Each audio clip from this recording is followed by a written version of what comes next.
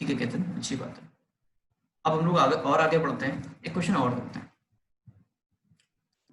थोड़ा सा दिमाग लगाइएगा आप लोग। Find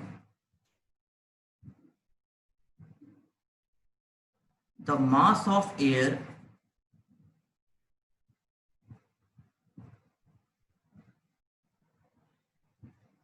required to react with 2 moles of C2H6 if air contain 40% oxygen. इसे 20% करती है, बट मैंने यहाँ पर 40% दे रखा है। फिर से आप मेरी बात को समझिए, क्या है क्वेश्चन। अगर अगर एयर का मास मुझे फाइंड आउट करना हो जिसमें 40% ऑक्सीजन हो, और वो एयर किससे रिएक्शन कर रही है, 2 मोल ऑफ C2H6 से रिएक्शन कर रही है, ठीक है। तो आपको निकालना है कि कितनी एयर लगेगी, एयर कितनी लगेगी, उसका आपको वेट निकालना है। हालांकि एयर का वॉल्यूम होता है, बट यहाँ पर हमें वेट अभी कैलकुलेट करना है, बाद में आपको बता दूंगा। अभी कंसेप्ट पे केवल हम लोग चल रहे हैं, आप हाइपोथेटिकल प्रॉब्लम में हम लोग चल रहे हैं। बाकी जो प्रॉब्लम आएगी उसको तो सॉल्व ही कर लेंगे, है ना। ये आपका सवाल है, जल्दी से ट्राई करिए, जरा दिमाग लगाइए आप लोग। ये इसका नाम आपको पता है क्या है, इथेन होता है। अगर जिनको ना पता हो याद कर लीजिए।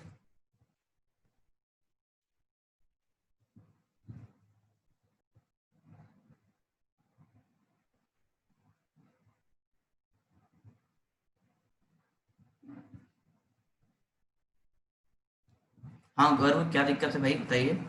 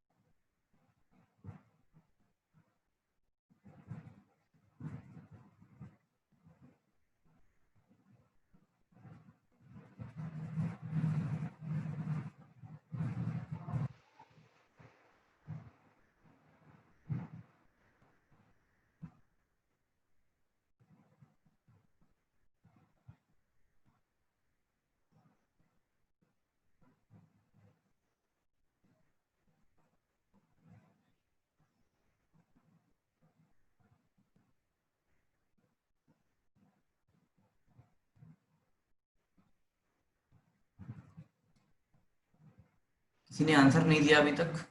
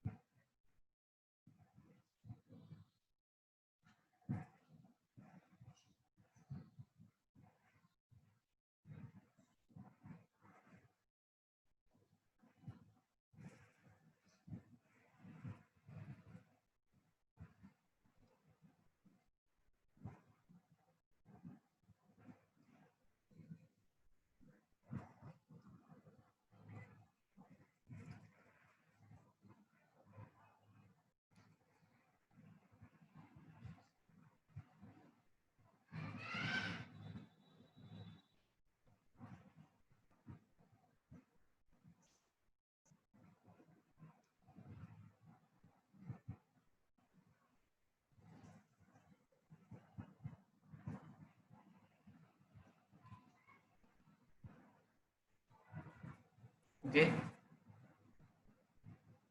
तो देखिए होगा क्या, लेट सपोज समझते हैं। बहुत लोग के आंसर आना शुरू हो गए हैं। 89.6, केतन का आंसर 89.6 आ रहा है। लेट्स सी, देखते हैं क्या हो रहा है असल में। देखिए सबसे पहले आपने क्या किया, इस इथेन से रिएक्शन की, और इन्होंने क्या किया, इन्होंने CO2 बना दिया और वाटर बना दिया। ये तो आपको करना ही है। बैलेंस कर लेंगे, कितना है 3 है, यहाँ टोटल आ गया आपका, ये आ गया 4 और ये हो गया 3, तो यहाँ पर अपन 7/2 लिख सकते हैं। या आप इसे ऐसे भी लिख सकते हैं, twice of C2H6 plus 7O2 is equal to 4CO2 plus 6H2। आप ऐसे भी कर सकते हो, है ना, आपकी मर्जी, आप कैसे कर रहे हो। तो ये देखिए क्या हो गया, बैलेंस कर लेते हैं 4 और हाइड्रोजन कितना आ गया है 12, और बिल्कुल सही है, ये आपका 14 और ये आपका आ रहा है 14। अब आपको बेसिकली काम क्या करना है, 2 moles of methane, 2 moles of ethane. तो यहां से आपको पता चल रहा है, अगर इसके 2 मोल्स है तो इसके 7 मोल्स है, तो मैं डायरेक्ट लिख सकता हूँ 7 मोल्स ऑफ ऑक्सीजन। मैं डायरेक्ट आपको लिख रहा हूँ, ठीक है। अब 7 मोल्स ऑफ ऑक्सीजन है, मतलब ऑक्सीजन का मास कितना है, तो 7 इंटू 32, क्योंकि ऑक्सीजन का मास आपको पता है 32 होता है। तो ये हो गया आपका 7 टू 14 और ये हो गया 22 ग्राम। इतना ऑक्सीजन आ गया आपके पास। इतना तो क्वेश्चन बहुत ही आसान था। अब मुझे क्या निकालना है, एयर निकालना है। एयर का मास क्या होगा, what is the mass of air, तो एयर का मास क्या होगा ये हमें फाइंड आउट करना है। अगर आप ध्यान से देखें, अगर आपके पास 100 ग्राम एयर होती है तो उसमें ऑक्सीजन कितना होता है, 40 ग्राम होता है। यही है, सिंपल है क्वेश्चन। और मुझे 40% की वैल्यू पता है, मुझे 40% की वैल्यू पता है, बिकॉज वी नो दैट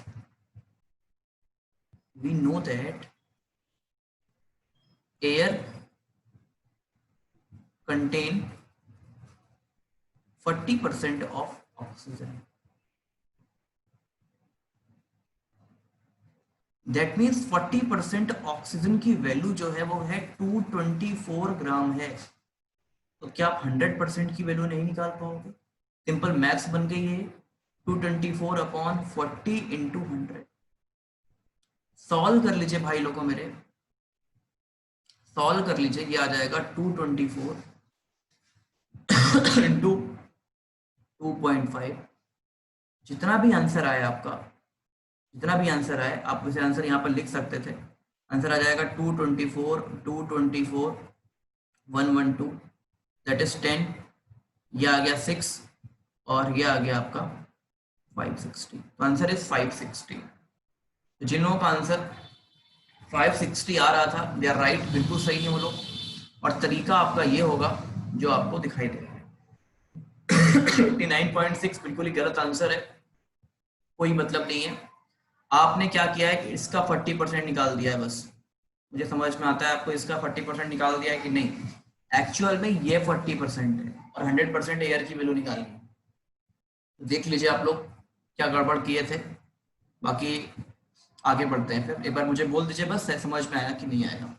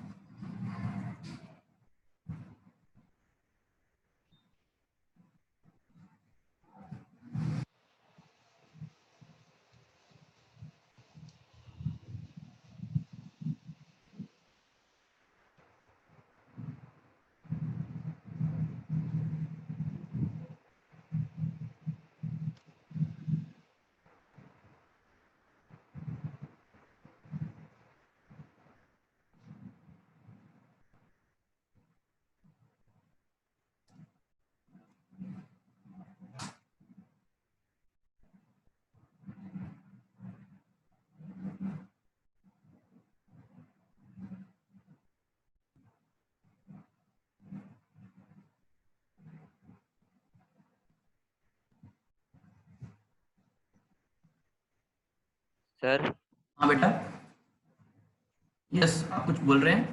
40% वाला फिर से समझा दीजिए। टिक टिक बस एक सेकेंड, मैं आपके लिए क्वेश्चन निकाल रहा हूँ जो कि आपके मॉड्यूल का क्वेश्चन है, मतलब आपके लिए ही अच्छे अच्छे क्वेश्चन निकालने की कोशिश कर रहा हूँ, बट ठीक है। ये देखिए क्वेश्चन मेरे पास नोट किया मैं किया हुआ है। देखो क्या बोल रहा है बेटा, ध्यान से समझो कि जो एयर है वो 40% ऑक्सीजन रखती है, ठीक है। तो आपने अगर ऑक्सीजन का मास निकाल लिया, तो ऑक्सीजन का मास निकालना आपके लिए बहुत ही आसान था, आपने निकाल लिया होगा। आपको बोल रहा है कि एयर कितना होगा। अगर ये 40% रखता है तो एयर 100% होगा। तो 40% का मास आपको पता है इतना है, तो बताओ 100% का कितना होगा, इतना होगा। तो ये तो बात क्लियर आ रही है कि ऑक्सीजन से ज्यादा मास होगा एयर का, ऑक्सीजन से ज्यादा मास होगा एयर का, क्योंकि एयर ज्यादा है ऑक्सीजन कम है। और आप लोगों ने जो किया था इसका 40% निकाल दिया था बेटा, ये गलत है, क्योंकि ये ऑक्सीजन का मास है, ये एयर का मास नहीं है। एयर का मास तो ज्यादा होगा, बहुत ज्यादा होगा, उससे 2.5 गुना ज्यादा होगा, उससे 2.5 गुना ज्यादा मास, इतना मास होगा। अभी बात आ रही समझ में? एक क्वेश्चन और दे दें ऐसा।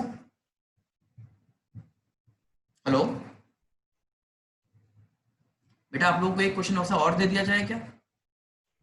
करोगे आप लोग? ओके, मैं दे रहा हूं एक क्वेश्चन है, चलिए देता हूं क्वेश्चन। बोल रहा है फाइंड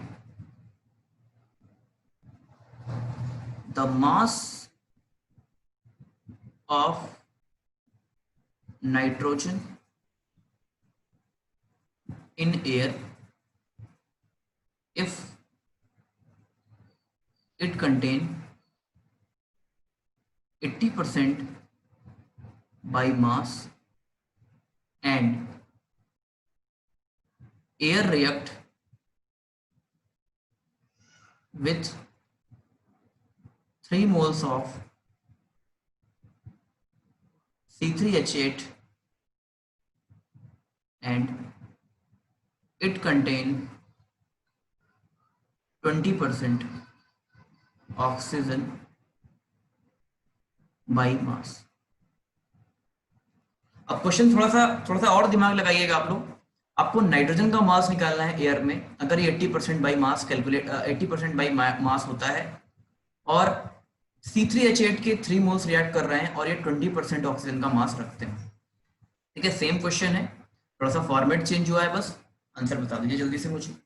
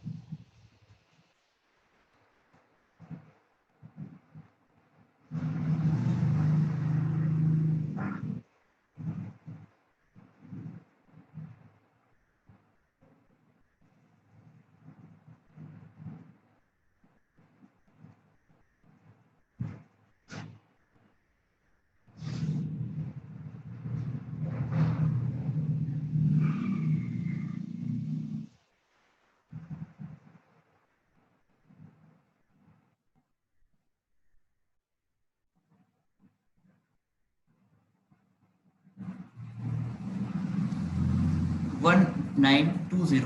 ओके देखते हैं देवांश। बाकी लोग को भी देखते हैं क्या कर रहे हैं वो लोग।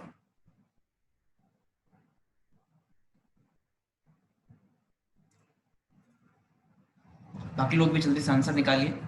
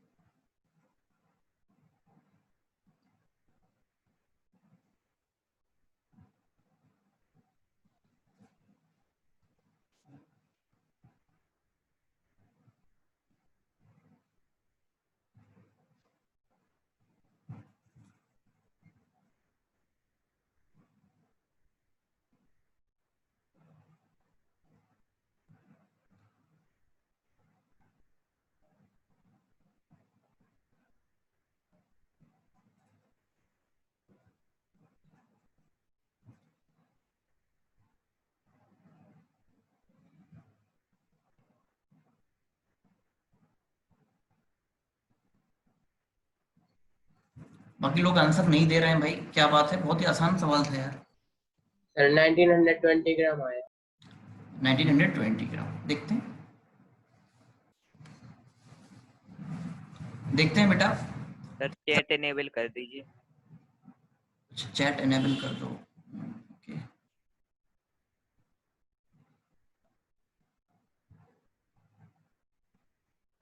ये देखिए क्या कर दिया है, C3H8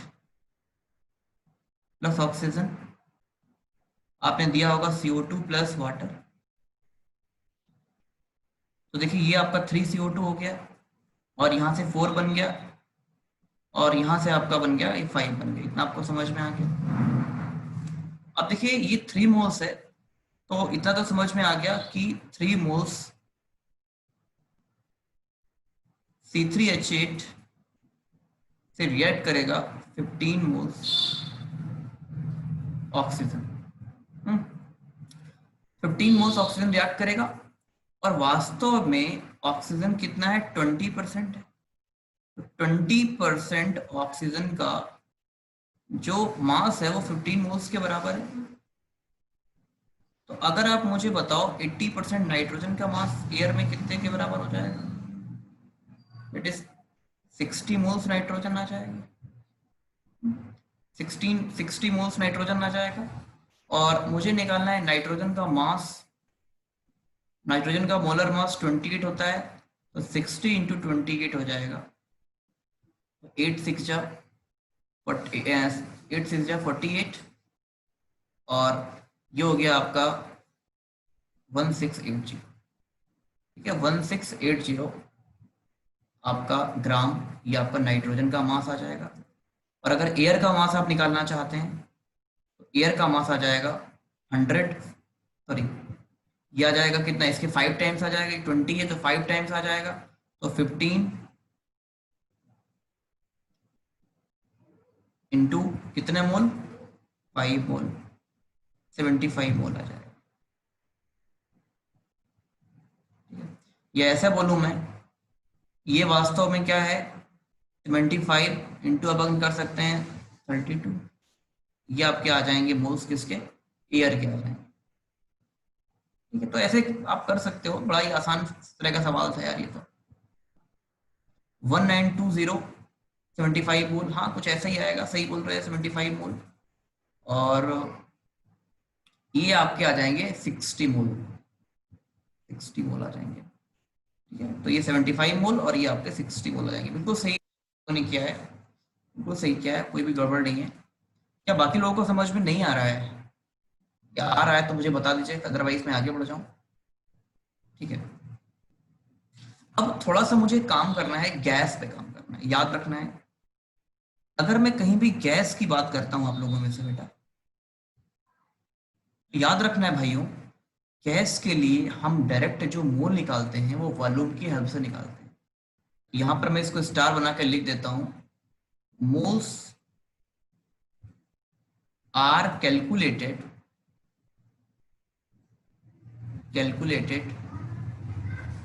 with the help of volume। और मैं आपको बता देता हूं बेटा, फॉर एनी गैस, ये बिल्कुल कांस्टेंट चीज मैं आपको बताने जा रहा हूं। For any gas, 1 mole gas का वॉल्यूम, 1 मोल गैस का वॉल्यूम जो होता है वो फिक्स होता है बिल्कुल, और ये होता है बेटा 22,400 ml होता है, या बेटा 22.4 लीटर होता है, या मैं इसको लिख सकता हूँ 22,400 सेंटीमीटर क्यूब होता है। और कहाँ पर होता है? एसटीपी पर होता है। एसटीपी होता है standard temperature pressure. Standard temperature आपका 273 केल्विन होता है, और स्टैंडर्ड प्रेशर आपका 1 एटीएम प्रेशर होता है।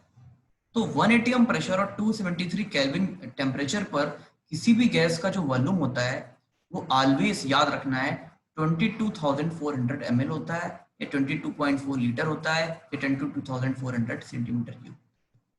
अगर आपसे पूछा जाए, मान लीजिए मैं क्वेश्चन आपसे एक पूछ दूं, क्या पूछ दूं? Find the volume, find the volume of 3.5 mole of CO2। तो मैं कह रहा हूं कि कोई भी गैस का वॉल्यूम बेटा एसटीपी पर 22.4 लीटर होता है, तो वो अगर 3.5 की बात करेंगे तो 3.5 इंटू 22.4 लीटर हो जाए, कोई भी गैस हो। अगर मैं बात करूं volume of 5 litre of, sorry, volume of, या इसको मैं थोड़ा सा और अच्छा क्वेश्चन फ्रेम कर दूं आपके लिए, molecule of, molecule in 5 litre of N2, 5 litre of N2 में आपसे वॉल्यूम कैलकुलेट कर लिया जाए। तो देखिए बेटा, क्योंकि मुझे पता है, क्या पता है, 1 मोल का जो वॉल्यूम होता है वो होता है 22.4 लीटर होता है। या अगर मैं आपसे बात करूं कि 22.4 लीटर गैस में 6.022 इंटू 10⁻23 मॉलिक्यूल होते हैं, तो अगर मुझे 5 लीटर में कैलकुलेट करना हो तो क्या नहीं कर पाएंगे? ये हो जाएगा 6.022 इंटू 10⁻23 अपॉन 22.4 इंटू 5। ये near about to 4 time cut जाएगा, ये 4.5 टाइम कट जाएगा, ये आ जाएगा 6.022 इंटू 10⁻23 अपॉन 4.5 टाइम्स नियरली। इसको आप लोग सॉल्व कर लीजिएगा, ये हो जाएगा 60/45। 60/45 को अगर आप लोग सॉल्व करेंगे तो ये हो जाएगा 4/3। 4/3 होता है 1.33 के नियरली, और इतने मॉलिक्यूल आ जाएंगे, इतने मॉलिक्यूल आपके 5 लीटर ऑफ नाइट्रोजन में आ जाएंगे। देखिए कितना आसान तरीका है। ये एक तरीका है जिसके थ्रू हम लोग क्या कर रहे हैं, वॉल्यूम को मॉलिक्यूल से या मोल से रिलेट कर रहे हैं। और किसके लिए एप्लीकेबल है, मैं बार बार आपको बेटा रिक्वेस्ट करके बोल रहा हूँ, किसके लिए एप्लीकेबल है, केवल और केवल गैस के लिए एप्लीकेबल। ठीक है, कोई दिक्कत किसी को? इस पे बेस्ड एक आध क्वेश्चन किए जाए, आप लोग यस बोलेंगे तभी मैं आगे बढ़ूंगा।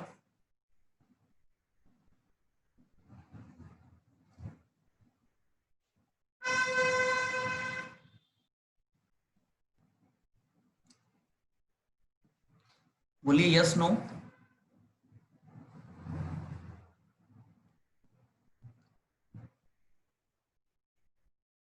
Okay, Ketan,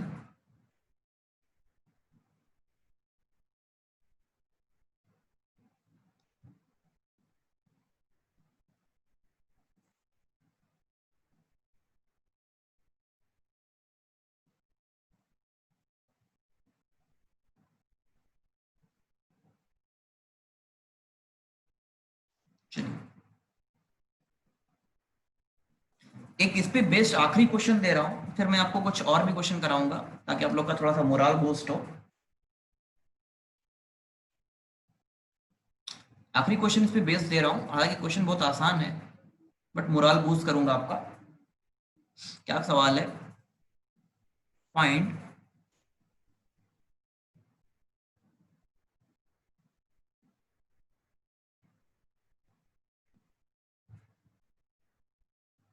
find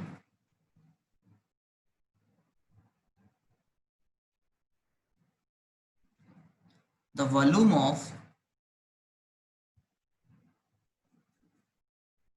nitrogen gas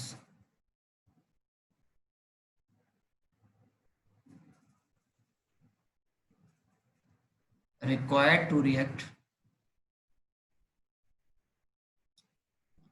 3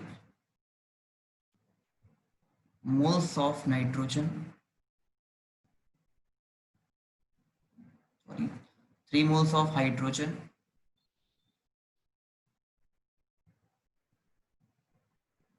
to form ammonia। Ammonia का फार्मूला आपको पता होगा, NH3 होता है, और इस पे बेसिस आपको क्वेश्चन करना है। करिए क्वेश्चन। नाइट्रोजन का वॉल्यूम फाइंड आउट करना है अगर वो 3 मोल्स हाइड्रोजन से रिएक्शन करता है और अमोनिया को फॉर्म करता है। लेट्स सी, देखिए क्या होता है। देखते हैं आप लोग कर पाते हैं कि नहीं कर पाते। क्वेश्चन बहुत आसान है क्योंकि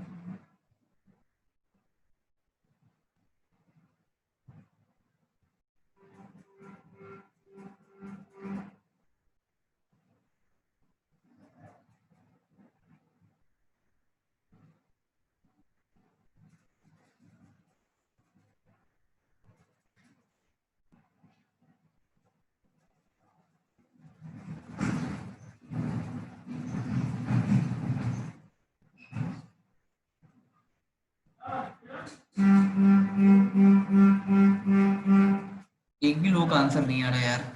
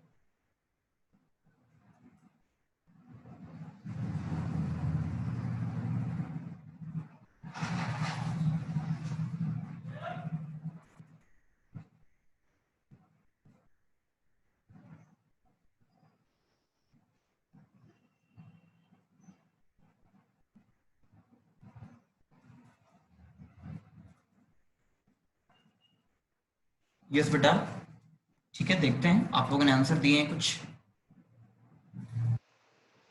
ओके, 28 ग्राम मैंने वॉल्यूम निकालने को बोला था बेटा, आप लोगों ने ये सब कैलकुलेट कर दिया है। नहीं नहीं नहीं, ये सब नहीं करना है यार, वॉल्यूम कैलकुलेट करना है। देखिए, नाइट्रोजन ने रिएक्शन की हाइड्रोजन के साथ और अमोनिया बना दिया। मैंने कहा था मोल कॉन्सेप्ट में रिएक्शन बैलेंस होना चाहिए, तो रिएक्शन बैलेंस कर लिया।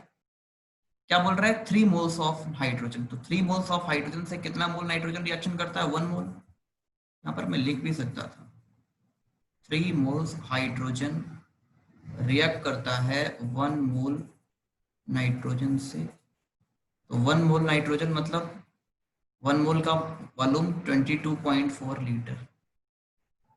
तो आंसर आ जाएगा 22.4 लीटर एट एसटी। जिन लोगों ने ऐसा किया था वो बिल्कुल सही है।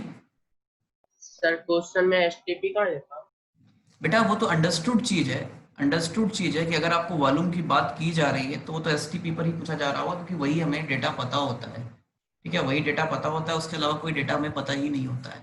ठीक है, तो अगर आपको ना ही दिया जाए तब भी आपको याद रखना है कि एसटीपी पर, वैसे भी अगर आप कैलकुलेट करोगे तो वही आएगा 22.4 ही आएगा।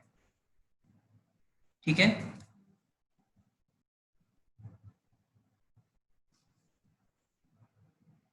हेलो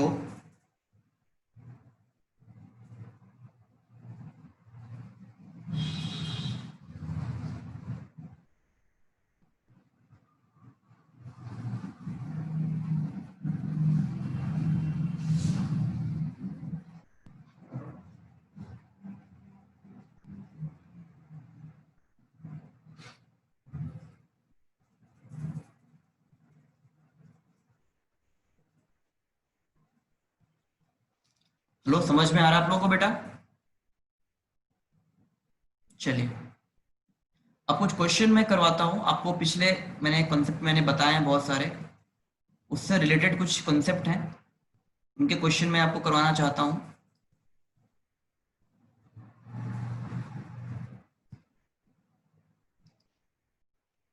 क्वेश्चन नंबर 1 आपको दिखाई दे रहा होगा। ये एक्सरसाइज है आपका ही, ये बुकलेट है जो आप लोगों को बांटी गई है केम एकेडमी के नाम से, तो उसी का ही ये क्वेश्चन, ये आपका पहला क्वेश्चन है। ये क्वेश्चन है, सभी लोग इस क्वेश्चन को करिए जरा और मुझे बताइए कि final answer of the expression in significant digits कितने होंगे।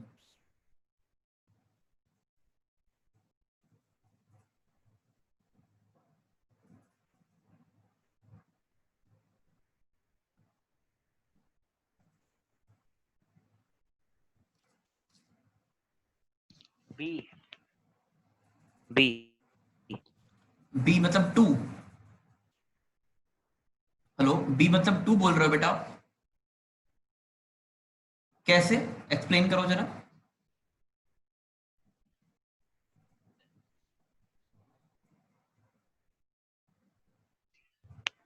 सर हाँ 29.2 माइनस 20.299 बचा। हाँ हाँ तो सबसे मतलब छोटी, मतलब इसी में है 2 सिग्निफिकेंट फिगर, बाकी ठीक सब है, में 3-3 है। ठीक है, इसमें 2 आ गए, इसमें 3 आ गए बेटा, और इसमें 3 आ गए, तो सबसे छोटा इसी में, तो यही आंसर हो जाएगा। ठीक है ना? Sir okay good.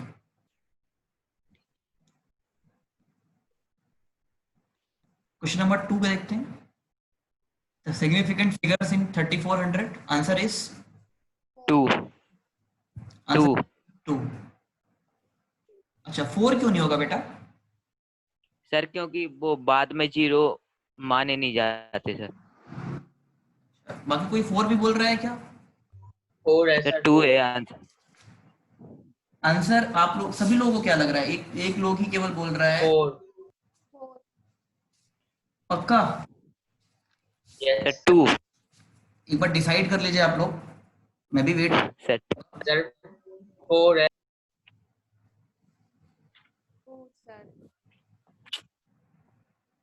2।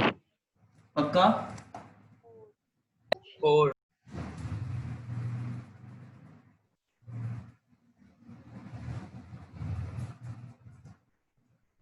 कोई बोल रहा है 2, तो कोई बोल रहा है 4, तो मतलब याद रखना है बेटा, अगर ऐसा लिखा होता, अगर ये ऐसा लिखा होता 3400 पॉइंट डेसिमल या 3400 डेसिमल, ऐसा लिखा होता तो इसमें 4 लिए जाते हैं। और केवल अगर ऐसा लिखा है 100, तो यहाँ पर आंसर होता है 1 सिग्निफिकेंट बिट होता है।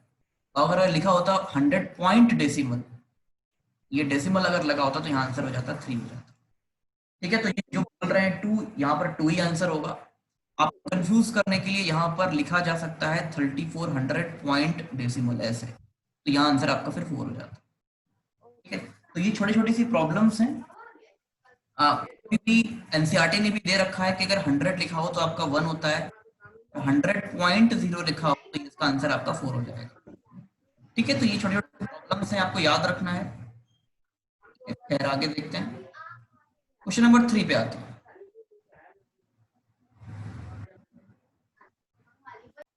फाइव। सर 5 क्वेश्चन नंबर 3 में 5, ये तो दिखाई दे रहा है सबको 5, बहुत ही आसान है, सिंपल काउंट कर लेने से नंबर तो 5 हो जाएगा। क्वेश्चन नंबर 4,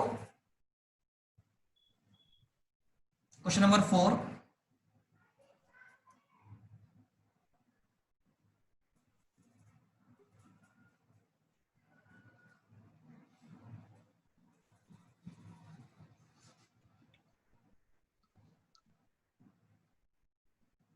ए 2, 2 और 1। यस सर ए। ठीक है,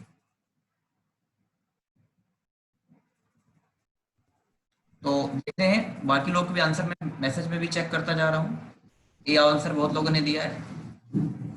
देखते हैं बेटा, इसमें तो बिल्कुल दिखाई दे रहा है कि ये वाले नंबर आपको काउंट ही नहीं होने, तो यही हो जाएगा। इसमें हटा देते हैं हम लोग जीरो के आगे वाले, तो ये 2 हो जाएगा, और इसमें केवल एक ही नंबर आ रहा है तो 2 2 1 आ जाएगा। फिर 5 बताइए, 5 वाला क्वेश्चन, 5 वाले का आंसर क्या होगा? 6।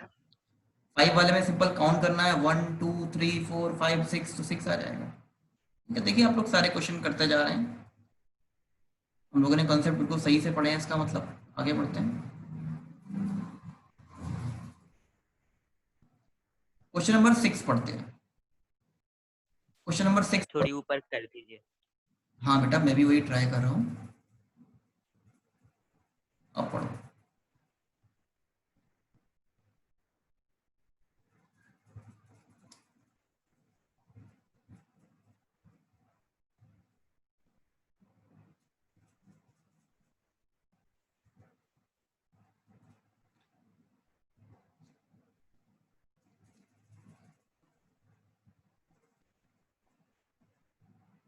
क्वेश्चन नंबर 6 का 6 कैसे आ रहा है यार, क्या बोल रहे हो आप लोग?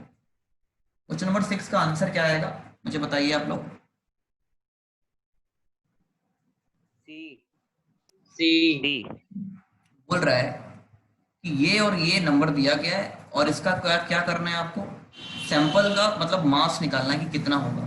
तो आपको कुछ नहीं करना है, 3.929 मैंने बताया था एवरेज निकाला जाता है ऐसे केसेस में, और एवरेज निकालेंगे, ये 2 एवरेज कर देंगे। ठीक है, ये क्या है, पॉजिटिव नंबर है, तो ये 3.924 और ये है 4.0। ये डेसिमल के बाद एक ही नंबर लिखा है, एक ही जीरो लिखा हुआ है, इसको डेसिमल के बाद एक ही लिखेंगे, तो आंसर आ जाएगा आपका सी वाला हो जाएगा। क्योंकि हमें डेसिमल के बाद एक ही चाहिए, 4.0 चाहिए, तो इसका क्या चाहिए होगा, 3.9 चाहिए होगा। ठीक है, 3.9 चाहिए होगा, तो मोस्ट अप्रोप्रिएट जो आंसर आ जाएगा वो 3.9 हो जाएगा। या अगर आपको लगता है तो 3.9 अपॉन 4.0 का एवरेज निकाल के कर लेना। ठीक है, और वो भी आंसर एक बार चेक कर लेना, मेरे ख्याल से वो आंसर शायद दे नहीं रहा होगा मेरे ख्याल से, तो आपको यही मार्क करना पड़ेगा 3.9। ओके, एक बार जरा 3.9 और 4.0 का एवरेज निकालिए सभी लोग।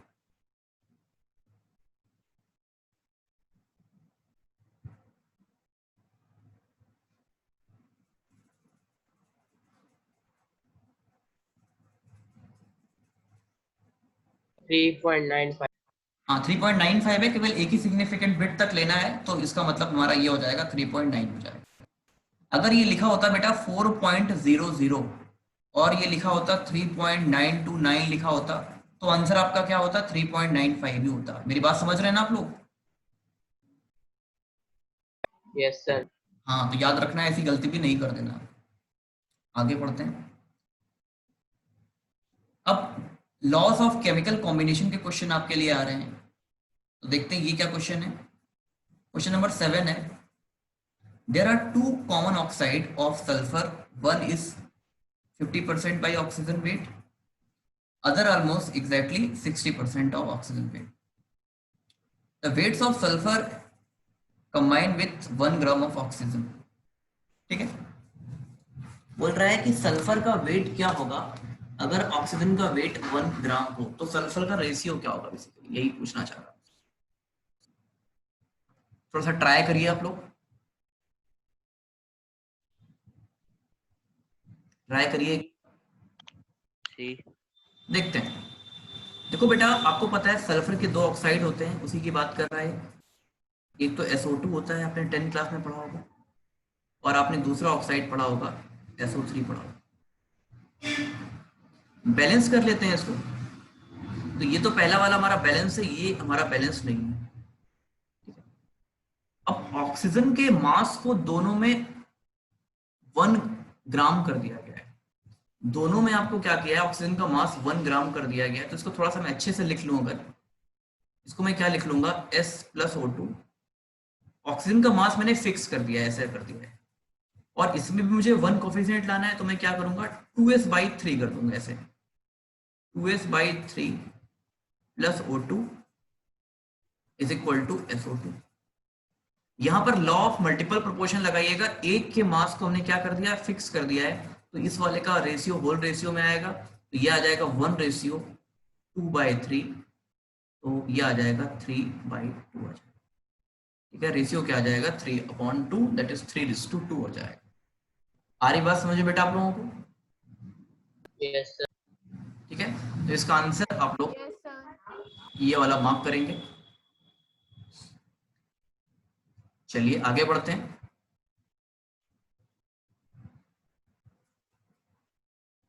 क्वेश्चन नंबर 8 की ओर आते हैं। क्वेश्चन नंबर 8 की ओर आते हैं।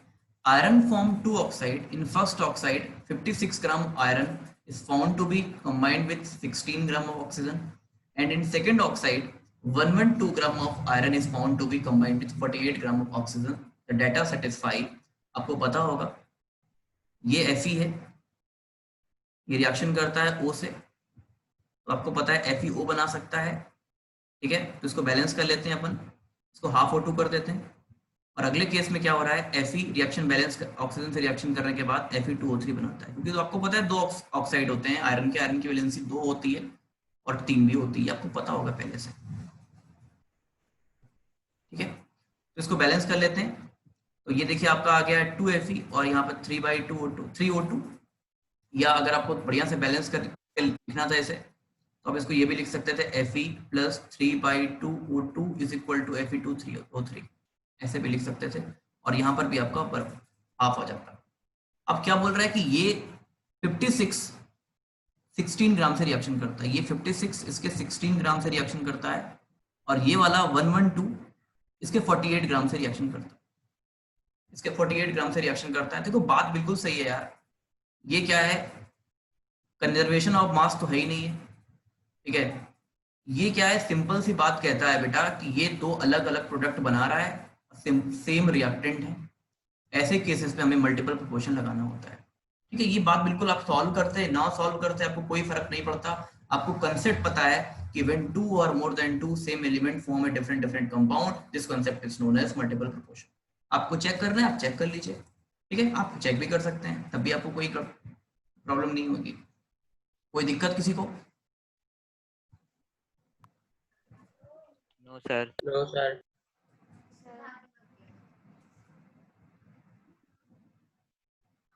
आगे बढ़ते हैं।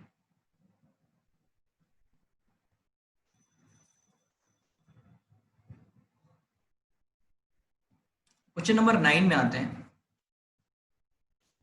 When 10 ml of propane gas is combusted completely, volume of CO2 obtained in similar condition। अब तो बता देंगे आप लोग, मुझे लगता है प्रोपेन गैस का फार्मूला आपको पता होगा, C3H8, बता दीजिए जल्दी से।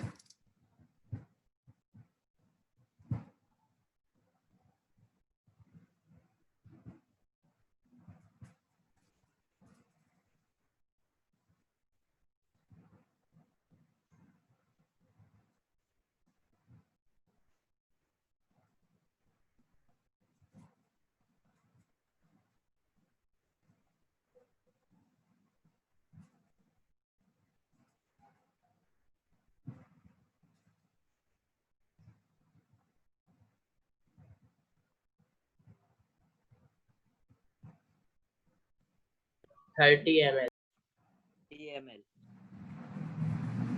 ओके बेटा,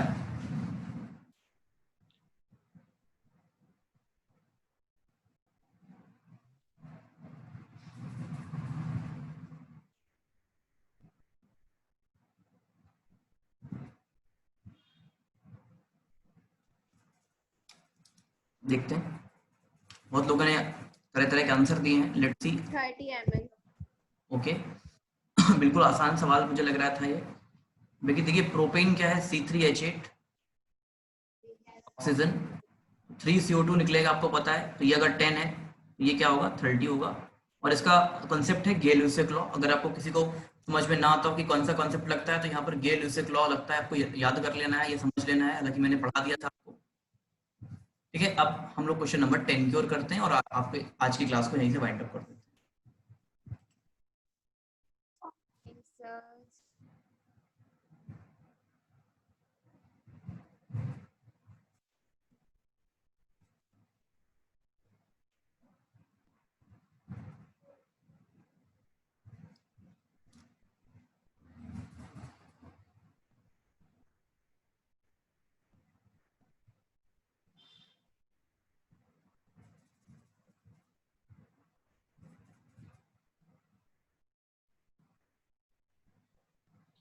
सी लॉ ऑफ रेसिप्रोकल प्रोपोर्शन। क्या होता है बेटा ये रेसिप्रोकल प्रोपोर्शन?